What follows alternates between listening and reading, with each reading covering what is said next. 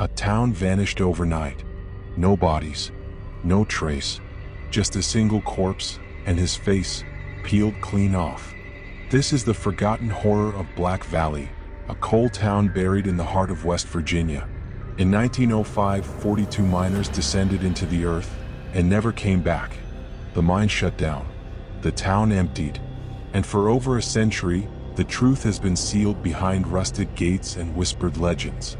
This isn't just a mystery. This is a story too brutal for your favorite streaming platform. To understand Black Valley, we must go back to a time when the American coal boom was devouring the mountains. Black Valley wasn't even on most maps. It sat between a jagged ridge and a poisoned stream, deep in Logan County, West Virginia. A cluster of 50 homes, one church, a bar, and the mine. Locals said the sun barely reached the bottom of the valley by noon. The Black Hollow Coal Company opened shaft number 9 in early 1903. It was one of the deepest vertical mines east of the Mississippi, nearly 600 feet down. Miners, mostly immigrant families from Hungary, Ireland, and black freedmen from the South, worked 14-hour shifts for 90 cents a day. They lived in shacks owned by the company, bought food from the company store, buried their dead in the company's rocky hillside. But it wasn't just coal they were pulling up. Strange things started happening almost immediately. One worker, Joseph Gideon, claimed to hear voices down the shaft. Not echoes, voices, chanting. He quit the next day. His brother stayed and died in a tunnel collapse 2 weeks later. Rats left the mine. Entire nests fled to the hills. Lanterns would flicker, even with fresh oil. The air would grow warm near the lower chambers, then ice cold in seconds. And then came the dreams. Wives of the miners reported their husbands screaming in their sleep. Some would wake up clawing at their own faces. The town preacher, Reverend Cain McDowell, said it was the devil's womb. He warned, that shaft don't go down to coal. It go down to hell. On March 14, 1905, the morning shift began like any other. 42 miners clocked in. They entered the shaft. By 7:12 a.m., the cage had lowered them below ground. That was the last anyone ever saw them. By 4 p.m., when the evening crew arrived, the lift was still at the bottom. No one answered the bell. No one responded to the calls from above. After 2 hours, the foreman, Walter Finch, descended with a rescue team.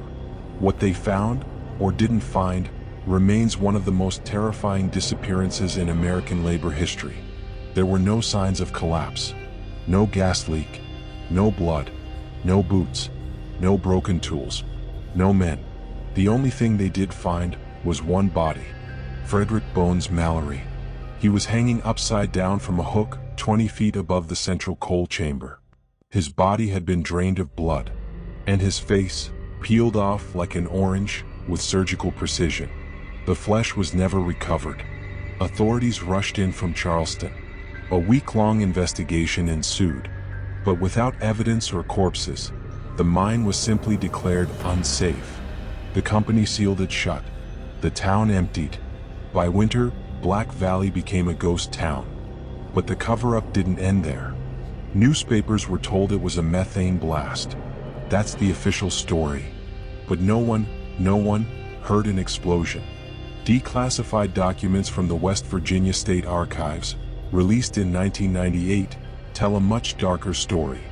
In a letter to state geologist Henry Braxton, dated April 1905, a company agent wrote, "We've dug into something that predates the mountain. It sinks, it watches, and now it's taken." Another note and sign says, "We sent canaries down. They came back mutilated. We heard screaming from the shaft, but none of the missing men had been found." Most chilling of all, a photograph labeled April 2, 1905. It shows the mine's inner chamber with a smear of blood on the rock, and just beneath it, a handprint. But the hand had 6 fingers. Local Cherokee oral histories speak of the Aldanungu, the deep ones. Not spirits, not demons, but old buried things. Sleepers that hate the light. According to legend, when coal is pulled too deep, you wake them. Some believe the miners are still alive, just not here. That the Black Valley mine opened a gate, not to hell, but somewhere older. somewhere underneath reality, and something came back through. Urban explorers who've tried to reach the sealed shaft report screams in the wind. Not gusts, screams. One teenager who camped near the site in 2003 returned to town with bleeding ears and his eyes rolled back. He kept muttering the same phrase. It wears their faces. It wears their faces. Today the mine is still closed. The town's still empty. And the official records still say methane accident.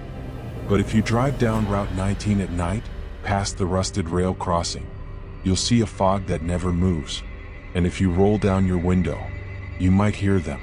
Screaming. Still screaming. And if the victims of Black Valley do cry out, they do so in silence.